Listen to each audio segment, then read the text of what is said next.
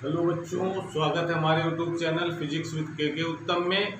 जैसा कि आप लोग जानते हैं कि हम लोग पढ़ रहे हैं चैप्टर नंबर 7 प्रत्यावर्ती धारा। ठीक है, तो आज हम लोग पढ़ने जा रहे हैं इस चैप्टर का लेक्चर नंबर 12 और आज हम लोग पढ़ेंगे चोक कुंडली यानी चोक कॉइल क्या होती है, इसके बारे में पढ़ा जाएगा। ये एक थ्योरेटिकल टॉपिक है लेकिन कॉन्सेप्ट बेस है। इसको कॉन्सेप्ट को समझना है कि कैसे काम करती है चोक कुंडली।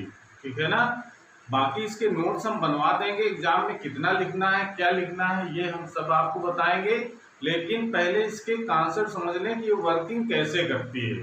ठीक है ना, ये इसकी आवश्यकता क्यों पड़ी, क्योंकि इसका काम है, ध्यान रखना है। चोक कुंडली का क्या काम ये है कि ये कुछ ऐसे उपकरण होते हैं जिसमें धारा की कम आवश्यकता होती है। उसको कैसे नियंत्रित किया जाए धारा को, तो प्रत्यावर्ती धारा अगर नियंत्रित करना है, ठीक है ना, तो उसके लिए हम लोग चोक कुंडली यूज करते हैं। लेकिन इसके पहले हम लोग पढ़ चुके एक उपकरण और धारा नियंत्रक। तो अब यहाँ पर बात ये आती है कि चोक कुंडली की जगह हम लोग धारा नियंत्रक क्यों नहीं यूज करते हैं। ठीक है ना, उसका कारण हमको ये भी जानना है कि क्यों हम लोग धारा नियंत्रक यूज नहीं करते हैं और चोक कुंडली का यूज करने से क्या हमको फायदा हो जाता है। जबकि जब भी हम किसी भी विद्युत परिपथ में अगर किसी वायर को यूज करते हैं जिसका प्रतिरोध होता है काफी ज्यादा, यानी कह सकते हैं कि अगर किसी विद्युत परिपथ में अगर उच्च प्रतिरोध का अगर यूज किया जाए तो प्रतिरोध का काम है धारा के प्रवाह में रुकावट डालना। तो प्रतिरोध अगर ज्यादा कर देंगे उसके श्रेणी क्रम में तो क्या हो जाएगा, धारा का मान कम हो जाएगा। ठीक है ना, प्रतिरोध का मान अगर घटा देते हैं तो धारा का मान बढ़ जाएगा। तो इसका मतलब प्रतिरोध को लगा करके धारा के मान को कम ज्यादा किया जा सकता है। लेकिन अभी हम लोगों ने पढ़ा है, इसके पहले जो लेक्चर हम लोगों ने पढ़ा है औसत शक्ति क्षय, इस चैप्टर हम लोग पढ़ चुके हैं कि किसी भी परिपथ में जो औसत शक्ति क्षय होती है, इसको जरा ध्यान से देखो। औसत शक्ति क्षय का सूत्र होता है VRMS IRMS और cos फाई। ये प्रत्यावर्ती धारा स्रोत में इतनी शक्ति क्षय होती है, ये हम लोग जानते हैं। जहां cos फाई की वैल्यू होती है, cos फाई क्या होता है, इसको क्या कहते हैं हम लोग, पावर फैक्टर यानी शक्ति गुणांक कहते हैं, जिसका मान होता है R/Z। ये सभी परिपथों के लिए सत्य है, चाहे R परिपथ हो, चाहे L परिपथ हो, चाहे C परिपथ हो, चाहे LC परिपथ हो, चाहे CR परिपथ हो, ठीक है ना, चाहे LR परिपथ हो और चाहे LCR परिपथ। उस सारे परिपथों के लिए cos फाई का मान R/Z होता है। Z उस परिपथ की प्रतिबाधा है। अब Z का मान अलग परिपथों से अलग अलग होता है। उसका फार्मूला जो मेन फार्मूला हम लोग जानते हैं, Z इक्वल टू होता है √R² plus XC minus XL का होल स्क्वायर। ठीक है ना, या इसको हम लोग ये भी लिख सकते हैं √R² plus ω/L minus 1/ωc का होल स्क्वायर। मेन फार्मूला तो Z का ये, जो ना हो उस परिपथ में उसके मान को 0 कर देना है। जैसे अगर केवल हम R परिपथ की बात करेंगे तो इसका मतलब है कि XL और XC क्या होंगे, 0 होंगे। केवल प्रतिरोध अगर लगा होगा तो उसकी जो प्रतिबाधा होगी केवल R के बराबर हो जाएगी। ठीक है ना, तो बात कर रहे हैं यहाँ पर इस पावर फैक्टर में R/Z की। अगर हम सपोज ये कहें कि किसी भी उपकरण में अगर धारा को कम भेजना है, मान लीजिए हमारे पास कोई उपकरण है जहां पर धारा को कम भेजनी है, तो क्या करें, इसके श्रेणी क्रम में एक प्रतिरोध को लगा दें। तो प्रतिरोध जब लग जाएगा तो क्या होगा, धारा का मान कम हो जाएगा। लेकिन अगर प्योर रेजिस्टेंस अगर लगा देते हैं, धारा नियंत्रक क्या होता है कि प्योर रेजिस्टेंस वायर ही होता है वो, ठीक है ना। तो प्योर रेजिस्टेंस अगर लगा देंगे हम तो क्या होगा, क्या उस समय ये जानते हैं कि प्योर रेजिस्टेंस में जो धारा और वोल्टेज में जो कलांतर होता है वो कितना होता है, 0 अंश, पता है ना, 0 अंश होता है। इसका मतलब है कि जो फाई का मान जो होगा वो 0 होगा। कब, जब प्योर रेजिस्टेंस लगा होगा तब। जब फाई का मान 0 होगा तो cos फाई का मान कितना हो जाएगा 1। फाई की वैल्यू अगर यहाँ रखेंगे या यहाँ पर रख दीजिए तो cos फाई की वैल्यू अगर हम 1 मान लेते हैं तो जो पावर जो होगी कितनी क्षय होगी उस परिपथ में Vrms Irms, इतनी पावर पर सेकेंड इस परिपथ में, या कह सकते हैं जो हमने प्रतिरोध लगाया इतनी ऊर्जा उस परिपथ में खर्च होना शुरू हो जाएगी। और वो किसमें खर्च होगी, ऊष्मा के रूप में कन्वर्ट हो जाएगा। ऊष्मा के रूप में कह सकते हैं कि इस परिपथ में ऊष्मा के रूप में जो ऊर्जा है वो बेकार जाने लगती है। अगर हम इस धारा को अगर नियंत्रित करना है, अगर प्रतिरोध हमने लगा दिया तो प्रतिरोध लगाने से क्या होगा, प्योर रेजिस्टेंस में फाई का मान वो 0 होता है। हमको पता है प्योर रेजिस्टेंस में धारा और वोल्टेज दोनों समान कला में होते हैं। तो समान कला होने का फाई का मान 0, cos फाई का मान 1, cos फाई का मान अगर 1 तो सदिशय कितना होगा उस परिपथ में Vrms और Irms के बराबर हो जाएगा। ठीक है ना। आप सीधे से ये कहां से लगा, ये आप कह सकते हैं कि अगर केवल प्योर रेजिस्टेंस लगा है तो इसका मतलब उसकी जेड क्या होगी। अगर प्योर रेजिस्टेंस अगर लगा है तो जेड का मान क्या होगा बताओ, एक्सएल एक्स 0 होंगे तो जेड का मान क्या होगा आर। ये जेड की वैल्यू जरा यहाँ पर लगा दें हम, आर बाई आर हो जाएगा, कट करके क्या आ जाएगा 1। इस तरीके से आप समझ सकते हैं। तो चाहे तो सीधे फाई का मान लगा दें, फाई का मान 0 होता है तो cos फाई का मान 1 हो जाएगा। और ये अगर ये फार्मूले के बेस पे निकालना चाहते हैं कि cos phi equal to R by Z होता है, तो अगर प्योर रेजिस्टेंस की बात कर रहे हैं तो जेड का मान उसके लिए आर हो जाएगा। तो जेड की जगह आर रखेंगे तो आर बाई आर 1 हो गया कट करके, तो क्या हो जाएगा cos फाई का मान तब भी 1 हो गया। ठीक है ना। तो इसका मतलब कह सकते हैं अगर प्योर रेजिस्टेंस अगर लगा देते हैं तो धारा तो कम हो जाएगी, लेकिन जो विद्युत ऊर्जा हमारी है वो ऊष्मा के रूप में बेकार चली जाएगी। यानी कह सकते हो वो जो ऊर्जा हमारी है वो ऊष्मा के रूप में वेस्ट हो जाती है, जिसका यूज हम नहीं कर पाते हैं। इस वजह से इस रेजिस्टेंस को लगा करके धारा को हम नियंत्रित नहीं कर सकते हैं या नहीं करते हैं। मान लीजिए कि अगर ऊर्जा बचाना है, अगर ऊर्जा बचाना है तो इस धारा को नियंत्रित करने के लिए हम इस प्रतिरोध का यूज नहीं करते हैं। ठीक है ना। अब जरा ये विचार करो कि अब क्या इसमें लगाया जाए जिससे धारा भी कम हो जाए और ऊष्मा के रूप में जो ऊर्जा हमारी क्षय हो रही है वो बच भी जाए। उसका क्या तरीका है, अगर क्षय बचाना यानी पावर जो है वो कम करनी है तो कम करने का तरीका क्या है, या अगर cos फाई किस तरीके से 0 हो जाए, भाई धारा प्रवाहित कर रहे हैं तो Vrms Irms ये तो 0 हो नहीं जाएगा। ठीक है ना। जो मेन फार्मूला हमारे पास उसके बाद cos फाई का मान 0 कर दें तो cos फाई 0 कब होता है, cos फाई का मान 0 कब होता है बताओ। cos फाई का मान 0 होता है जब हम प्योर इंडक्टर यूज करते हैं या प्योर कैपेसिटर यूज करते हैं। तो प्योर इंडक्टर वाले में क्या होता है कि धारा और वोल्टेज के बीच जो कलांतर होता है वो 90 डिग्री होता है। ठीक है ना। अगर L परिपथ या C परिपथ की बात करेंगे या C परिपथ, कोई परिपथ अगर है तो उसके लिए जो फाई का जो मान होता है वो 90 डिग्री होता है। तो cos फाई का मान 0 हो जाएगा। अगर फाई 90 तो cos 90 का मान 0 हो जाएगा। तो P की वैल्यू कितनी हो जाएगी 0। इसका मतलब है कि अगर हम L परिपथ या C परिपथ यूज करें तो जो औसत शक्ति क्षय है वो 0 हो जाएगी। ठीक है ना।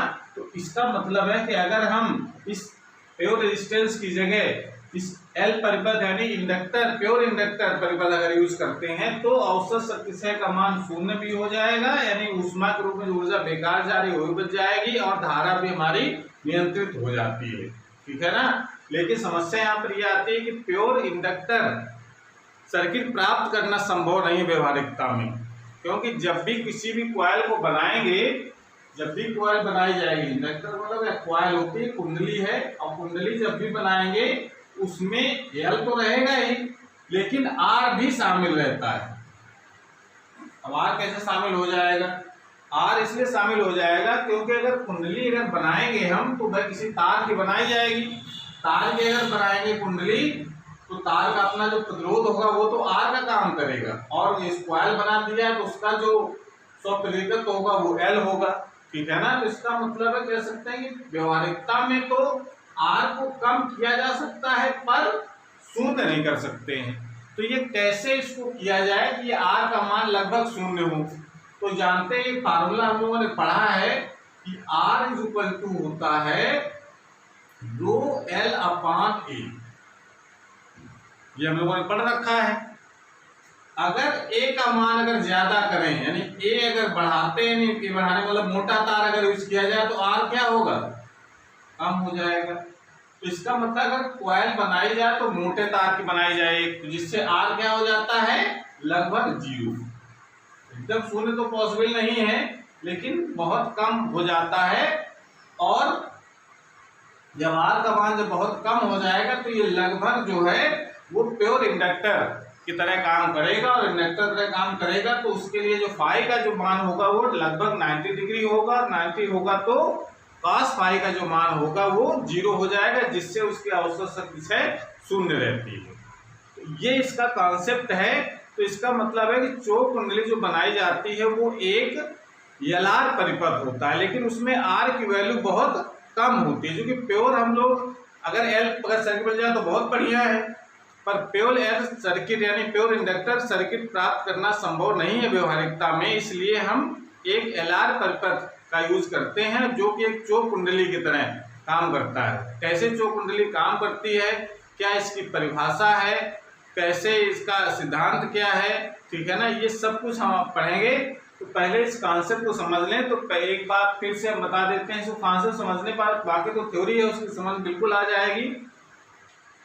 मेन चौक कुंडली के बारे में को क्या पता होना चाहिए? चौक कुंडली एक ऐसा उपकरण है जो प्रत्यावर्ती धारा को नियंत्रित करता है। तो अब बात आती है कि प्रत्यावर्ती धारा को नियंत्रित करने के लिए हम लोग प्रतिरोध का भी यूज कर सकते हैं, जैसा कि हम लोग दृष्ट धारा में करते हैं। दृष्ट धारा को नियंत्रित अगर करना है तो प्रतिरोध लगा देते हैं, और वो प्रतिरोध का नाम है धारा नियंत्रक, और वो प्रतिरोध को लगा करके धारा को कम या अधिक कर लेते हैं। ठीक है ना? तो चौक कुंडली की जगह हम धारा नियंत्रक का भी यूज कर सकते हैं प्रत्यावर्ती धारा को नियंत्रित करने में। ठीक है ना? लेकिन प्रतिरोध को लगाने से होता क्या है कि उसमें जो ऊर्जा है उसका मान प्रति सेकेंड एक साइकिल में इतनी ऊर्जा ऊष्मा के रूप में कन्वर्ट हो जाती है, क्योंकि रेजिस्टेंस में जो फाई का मान होता है वो 0 होता है। धारा वोल्टेज दोनों समान कला में होते हैं, तो समान कला में होने के कारण जो शक्ति क्षय है उसका मान Vrms Irms इतनी ऊर्जा वो बेकार चली जाती है। इस चीज को हम दूसरे फार्मूले में लिख सकते हैं। फार्मूला आपको पता है, एक फार्मूला होता है Z इज इक्वल टू होता है फार्मूला, इसको लिख सकते हैं हम लोग V0/I0। ये फार्मूला हम लोगों ने पढ़ा है। अगर हम दोनों में इसमें √2 से ऊपर नीचे अगर डिवाइड करा देते हैं तो Z इज इक्वल टू क्या लिख सकते हैं? इसको Vrms/I Irms। फार्मूला होता है ना V0/√2 बराबर Vrms I0/√2 Irms। यहां से अगर हम इस जगह अगर वैल्यू लगाना चाहें अगर, तो इसको जरा यहां पर आ जाओ, फिर 1 मिनट यहीं पर हो। इस जगह P इक्वल टू क्या लिख सकते हैं? अगर औसत शक्ति क्षय यहां पर देखो, ये वैल्यू जरा यहां पर लगा दो तो क्या लिख सकते हैं हम लोग? Vrms × Irms और इंटू cos फाई बराबर क्या होता है? R/Z। ये फार्मूला होता है मेन, तो यहाँ लिख सकते हैं R/Z। Z की वैल्यू जरा ये वाली यहाँ पर रख दो, तो P बार इक्वल टू कितना हो जाएगा?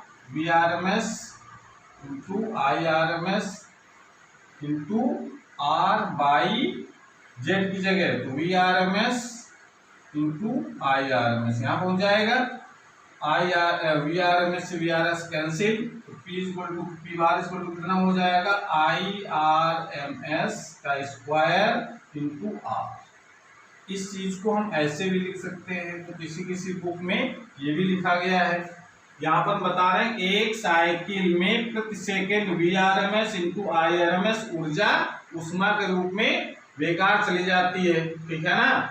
इस फार्मूले को इस फॉर्म में भी लिख सकते हैं कि एक साइकिल में प्रति सेकेंड I²Rms इंटू R के बराबर जो ऊष्मा है वो बेकार चली जाती है अगर हम प्रतिरोध को लगा करके प्रत्यवर्ती धारा को नियंत्रित करते हैं। तो उस ऊष्मा को बचाने के लिए चोक कुंडली का उपयोग किया जाता है कि इसमें जो औसत शक्ति क्षय है वो लगभग शून्य बने रहे। तो वैसे तो अगर हम ये बात करें कि चोक कुंडली में ऊर्जा का लॉस ही नहीं होता है तो ये गलत है कहना, क्योंकि चोक कुंडली अगर प्योर इंडक्टर की बनी होती है, अगर प्योर इंडक्टर सर्किट होता तब तो शक्ति क्षय शून्य होता है, लेकिन व्यवहारिकता में ये प्राप्त करना संभव नहीं है। क्यों? क्योंकि कुंडली जिस तार की बनाई जाएगी उसका अपना तार का भी स्वयं का प्रतिरोध होगा और स्वयं का प्रतिरोध होने के कारण आर उसका शून्य नहीं हो पाता है। जो आर शून्य नहीं होगा तो कुछ न कुछ रेजिस्टेंस उसका वर्क करेगा और रेजिस्टेंस वर्क करेगा तो ऊष्मा के रूप में इस वाले फार्मूले का दे सकते हैं कि आर अगर रहेगा तो ऊष्मा के रूप में ऊर्जा I²Rms इंटू R के बराबर लॉस होगी, ठीक है ना। इस वजह से चोक कुंडली का यूज हम लोग करते हैं कि धारा भी नियंत्रित हो जाए और ऊष्मा का जो ऊष्मा के रूप में जो ऊर्जा का जो क्षय हो रहा है वो भी बच जाए, ठीक है ना। तो चलिए शुरू करते हैं चोक कुंडली के बारे में। हमारे हिसाब से ये कहानी समझ में आ गई। चोक कुंडली का मतलब क्या है? चोक कुंडली एक धारा नियंत्रक होता है, लेकिन इसका यूज हम लोग करते हैं प्रत्यवर्ती धारा स्रोत में, दिष्ट धारा स्रोत में यूज नहीं करते हैं। क्यों नहीं करते हैं हम ये भी लास्ट में बताएंगे। इसका यूज हम लोग दिष्ट धारा को नियंत्रित करने में क्यों नहीं कर सकते हैं, ठीक है ना। समझ में आ रहा है? तो इस तरीके से चोक कुंडली की रचना, इसका सिद्धांत, इसकी परिभाषा, ये सब कुछ हम पढ़ेंगे। तो शुरू किया जाए।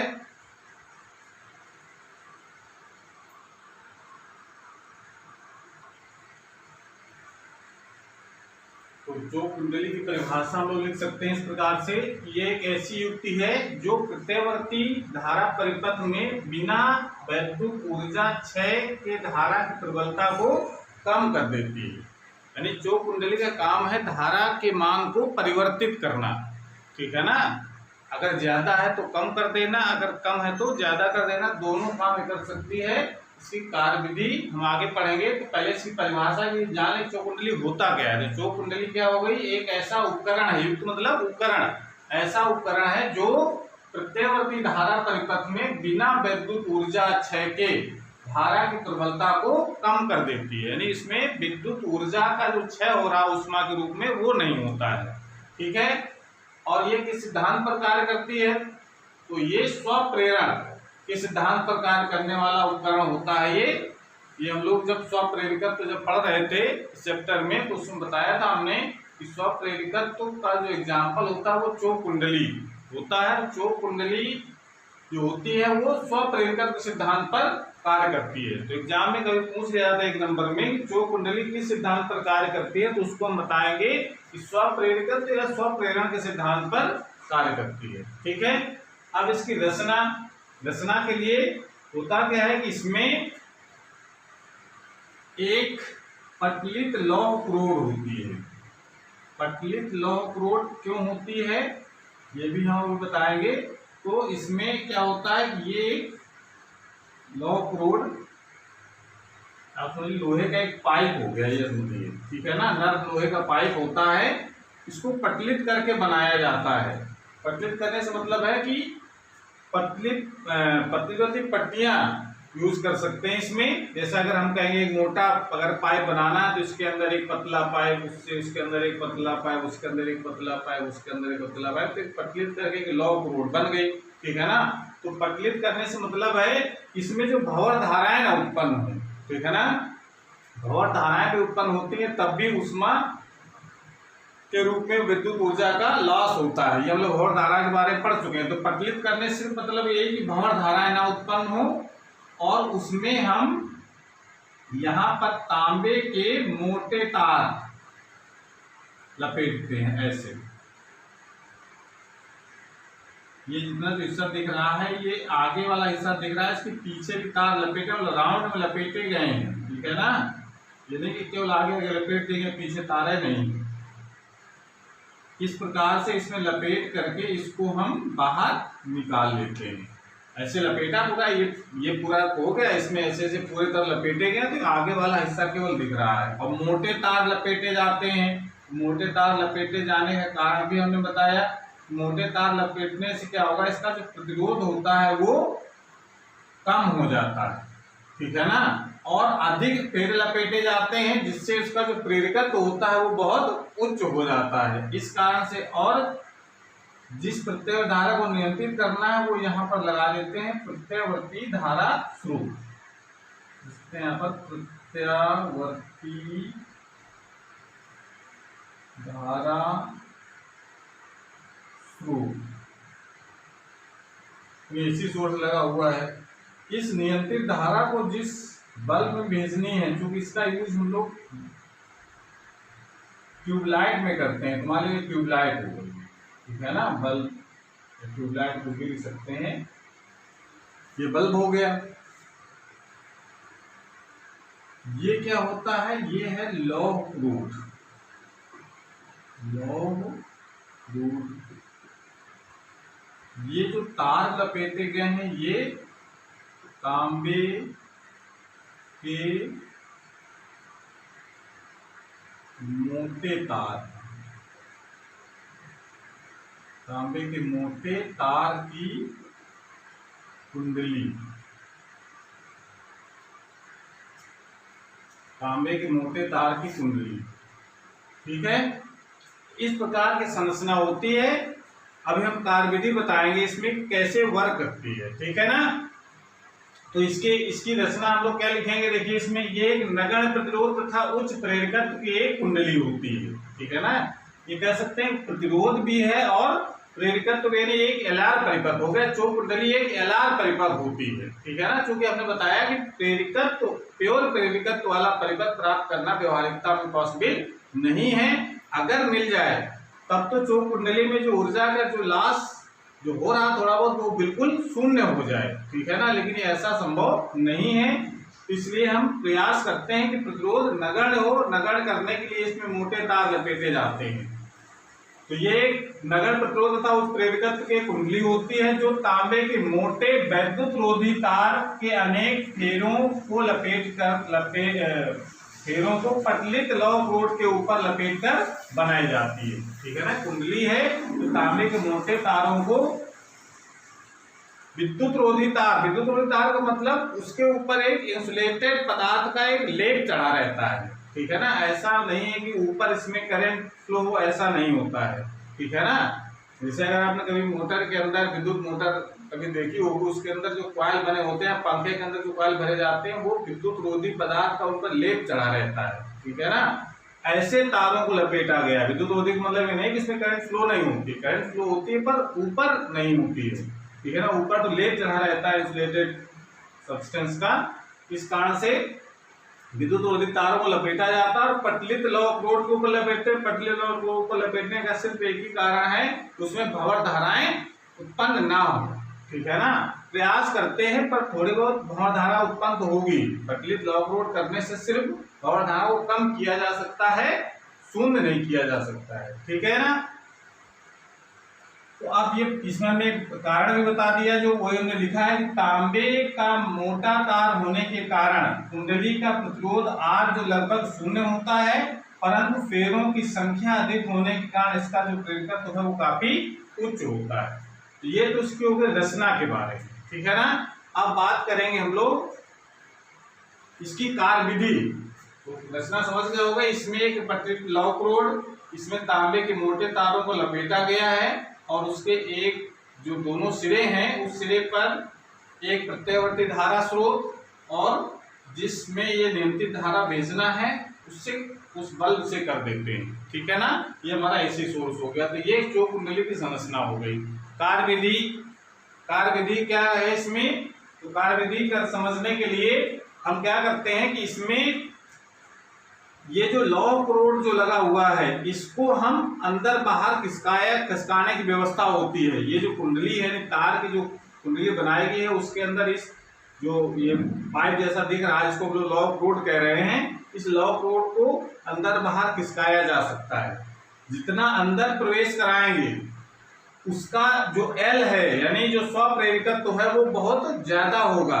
जितना अंदर ले जाएंगे उतना ही ज्यादा होगा, जितना बाहर निकाल लेंगे एल का मान उतना कम होगा। ठीक है ना, समझ में आ रहा है। जब एल अगर ज्यादा होगा तो जो इसकी प्रतिबाधा है भाई, चौकुंडली लिखा है कि एलआर परिपथ हो गए, तो एलआर परिपथ की प्रतिबाधा क्या होती है under root R square plus omega L का होल स्क्वायर।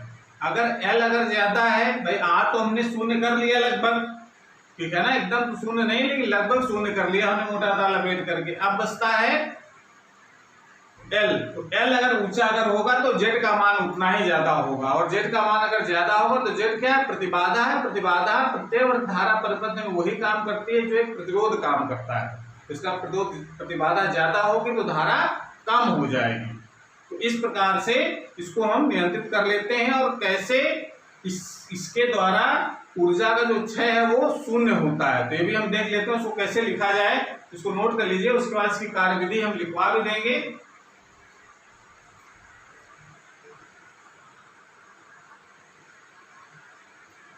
तो कार्यविधि हम इस प्रकार से लिख सकते हैं, कुंडली के अंदर क्रोड को आवश्यकता अनुसार प्रवेश कराया जा सकता है। ये जो क्रोड लगी है ये इसको अंदर बाहर कर सकते हैं। क्रोड कुंडली के अंदर जितनी अधिक दूरी तक प्रवेश कराते हैं तो कुंडली का प्रेरकत्व तो एल उतना ही अधिक होता है। ठीक है ना। अतः प्रतिबाधा जो होती है, हमने बताया कि कौन सा परिपथ है, एलआर परिपथ है। एलआर परिपथ की प्रतिबाधा क्या होती है, जेड बराबर under root R square plus omega L square. ये तो हमने पहले से जीरो कर लिया है लगभग। अब अगर एल ज्यादा हो गया है तो एल ज्यादा अगर हो गया तो जेड का मान भी ज्यादा हो जाएगा। ठीक है ना। वो आर बढ़ा करके जेड ज्यादा नहीं करना है, आर जितना ज्यादा करेंगे ऊष्मा के रूप में जो ऊर्जा का लॉस होगा वो उतना ही ज्यादा होगा। तो आर को कुल जीरो रखना है। अब जेड बढ़ाने की जिम्मेदारी किसकी है, एल की। और एल बढ़ाने का तरीका है कि हम क्रोड को जितना अंदर करेंगे एल उसका उतना ही ज्यादा होगा। एल ज्यादा होगा तो जेड ज्यादा होगा। ठीक है ना। तो इसका मतलब है उतना ही उसकी जो प्रतिबाधा है उतनी अधिक होगी, और जब प्रतिबाधा अधिक होगी तो धारा का मान उतना ही कम हो जाता है। प्रतिबाधा अगर ज्यादा हो, प्रतिबाधा का मतलब प्रतिरोध, और प्रतिरोध अगर ज्यादा होगा धारा तो अपने आप कम हो जाएगी। तो इस प्रकार से अगर जेड का मान ज्यादा कर लेते हैं तो इस प्रकार चौक कुंडली के द्वारा हम धारा को नियंत्रित कर सकते हैं। ठीक है ना। अब बात आती है कि धारा को नियंत्रित कर ली, अब कैसे पता चलेगा कि इसके द्वारा जो ऊर्जा का जो नुकसान हो रहा है ऊष्मा ग्रुप में वो कैसे होगा। जैसा हम लोग जानते हैं कि एल आर परिपथ, आगे देखें जरा, एल आर परिपथ चौक कुंडली क्या होता है कि एल आर परिपथ होता है। एल आर परिपथ में औसत शक्ति है, ये चेक करना है कि ये जीरो है कि नहीं। तो एल आर परिपथ में औसत शक्ति क्षय कितनी होती है, ये फार्मूला हमको पता है, P बार। औसत शक्ति क्षय मतलब एक साइकिल में कितनी शक्ति क्षय हो रही है। तो एल आर बराबर P बार बराबर होता है VRMS into IRMS cos phi, और तथा cos फाई क्या होता है, इसको क्या कहते हैं हम लोग, पावर फैक्टर, और जिसका मान होता है cos फाई का मान होता है आर बाई जेड होता है। और जेड यहाँ पर कितना है, R square plus omega L का होल स्क्वायर। ये तो है। इसको थोड़ा सा सॉल्व करके आगे कहानी समझ में आएगी। इसको लिख सकते हैं हम लोग, जरा नीचे से हम आर स्क्वायर को बाहर निकालो कॉमन।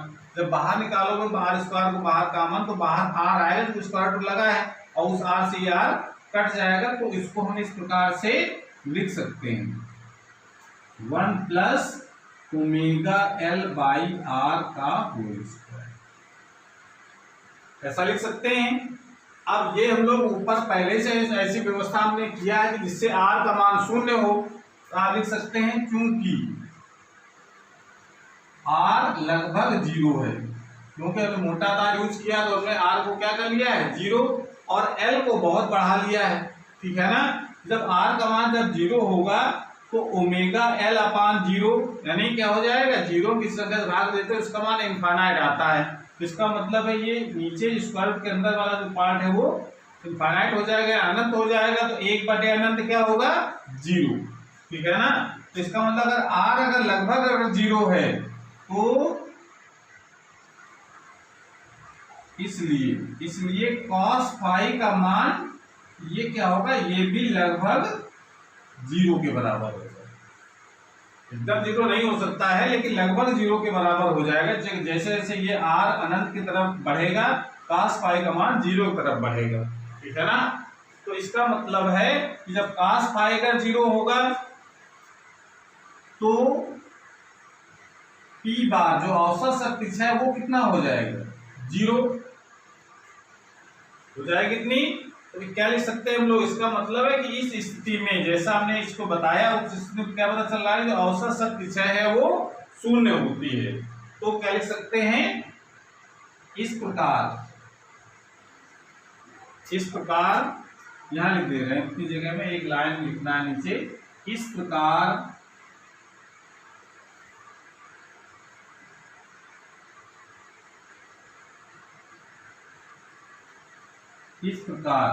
चोक कुंडली में औसत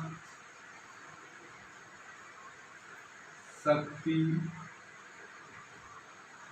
क्षय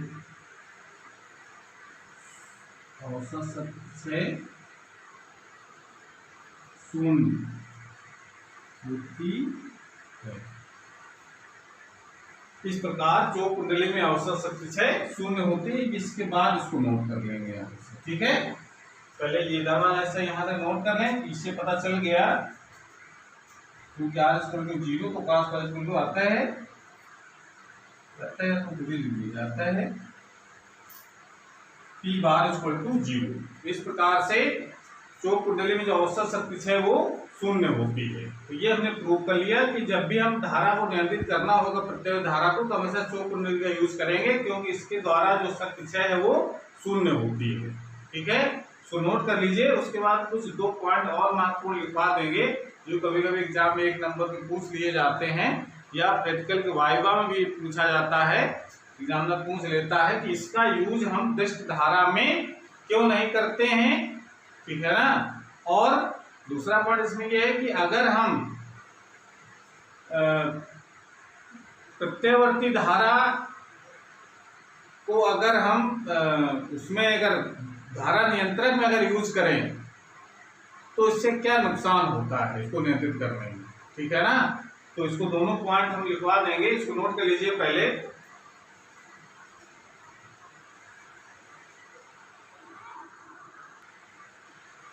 इसमें नोट में 2 पॉइंट और लिख लीजिए। पृष्ठ धारा की तरह प्रत्यवर्ती धारा को भी धारा नियंत्रक द्वारा नियंत्रित किया जा सकता है। जैसे कि तो डीसी करंट को अगर नियंत्रित करना होता है तो हम लोग रिहास्टेट का यूज करते हैं, धारा नियंत्रक का यूज करते हैं। उसी तरीके से हम प्रत्यवर्ती धारा को भी हम रिहास्टेट के द्वारा नियंत्रित किया जा सकता है, परंतु एक समस्या आती है, परंतु धारा की प्रत्येक साइकिल में प्रति सेकेंड, हमने इसको शुरू में इसका फार्मूला निकाल करके बताया था कि I²RMS या हम लोग सिंपली लिख सकते हैं VRMS इंटू IRMS, वो और I² इंटू R ये दोनों एक ही फार्मूले हैं, ठीक है ना। ये वीडियो के शुरू में हमने इसका डेरिवेशन भी करके बताया है। तो प्रत्येक साइकिल में प्रति सेकेंड I²RMS इंटू R वैद्युत ऊर्जा ऊष्मा के रूप में क्षय हो जाती है। इस कारण से हम चोक कुंडली इस कारण हम लोग जो धारा नियंत्रक का यूज हम लोग प्रत्यवर्ती धारा को नियंत्रित करने में नहीं करते हैं, ठीक है ना। तो अगर ये प्रश्न अगर पूछ लिया जाए या एग्जाम में आ जाए कि धारा नियंत्रक द्वारा प्रत्यवर्ती धारा को क्यों नहीं नियंत्रित किया जाता है, तो उसका रीजन आप ये नंबर 1 में जो लिखा हमने वो उसको लिख सकते हैं, ठीक है ना। अब क्लियर हो गई कि दृष्ट धारा को तो हम रिहास्टेट द्वारा नियंत्रित कर लेते हैं, जो उसके चोक कुंडली यूज काम ही नहीं करती है, ठीक है ना। इस कारण उसमें तो मजबूरी है, ऊष्मा के रूप में ऊर्जा का लॉस होता है, लेकिन उसका कोई जुगाड़ नहीं हमारे पास जिसको हम रोक सकें, ठीक है ना। लेकिन प्रत्यावर्ती धारा को अगर नियंत्रित करना है तो उसके लिए अगर हम रियोस्टेट का यूज करेंगे तो ऊष्मा बेकार जाएगी। इस कारण से हम धारा नियंत्रक के स्थान पर चौक कुंडली का यूज करते हैं, ठीक है ना। तो उसका रीजन आप लिख सकते हैं कि हम लोग रियोस्टेट का यूज क्यों नहीं करते हैं। समझ आ रही है। बस रियोस्टेट यूज करने का सिर्फ एक ही कारण है, उसमें जो ऊष्मा के रूप में जो ऊर्जा बेकार जाती है वो बच जाती है, ठीक है ना। दूसरा पॉइंट महत्वपूर्ण यह है कि चौक कुंडली द्वारा हम पृष्ठ धारा को नियंत्रित नहीं कर सकते हैं।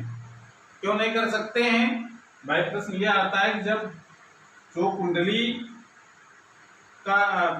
द्वारा धारा को जब नियंत्रित करते हैं तो उसमें ऊष्मा के रूप में ऊर्जा का जो क्षय होता है वो बच जाता है। तो अगर हम चौक कुंडली को पृष्ठ धारा में कर ले तो उसमें भी ऊष्मा के रूप में जो ऊर्जा क्षय हो रही है उसको बचा सकें। लेकिन समस्या यह आ जाती है कि चौक कुंडली दृष्ट धारा में काम ही नहीं करती है। क्यों नहीं काम करती है? उसका रीजन समझ में आ जाएगा कि चौक कुंडली द्वारा दृष्ट धारा को नियंत्रित नहीं किया जा सकता है, क्योंकि दृष्ट धारा के लिए ओमेगा का मान 0 बाई डीसी के लिए जो फ्रीक्वेंसी होती है वो तो 0 होती है। जो फ्रीक्वेंसी एफ का मान 0 आएगा तो ओमेगा इक्वल टू होता है 2 पाई एफ 0 तो ओमेगा भी 0 हो जाएगा। ओमेगा का 0 होगा तो उसका जो प्रेरणिक जो प्रतिघात होगा जिसको हम लोग एक्सएल कहते हैं, जिसके बराबर ओमेगा एल के बराबर होता है, उसका मान भी 0 होगा। भाई ओमेगा 0 एल का बहुत कुछ होता है, ये तो हम लोग करते ही है कि एल का मान बहुत ज्यादा रखा जाए, लेकिन ओमेगा 0 होने के कारण क्या हो जाएगा?